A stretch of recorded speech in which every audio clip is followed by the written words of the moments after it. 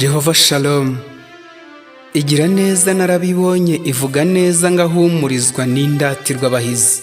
Ngaho nawe mbwira se, wamuhwanya nande? Jye mbonye neza, mbonye imbabazi by'iyi Mana yanjye ngirira, ndatangaye, iranyemeje rwose pe. Hari n'abandi bakubwira arabasura, aho basebeye arasayura, bagasusuruka bakavugishwa bati oh, ni Rudasumbwa arabaruse. Erega yo si nk'abantu, impuhira aho batonetse, ihora insanga aho bansigiye, ikandaruzi ikampara ifite, ikanyibutsa amasezerano, nanjye nti oh haleluya.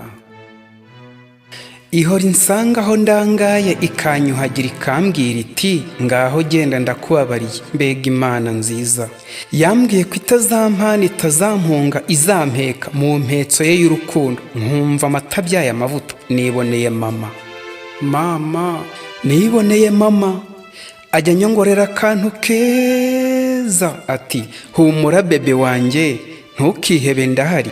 Ndi Uwiteka Imana yawe, ibyishimo n'amarira nabyo bikivanga ntabizi, nakirigitwa n'urukundo bikanzonga, nti ndi uwawe mukunzi, uri uwanjye rukundo.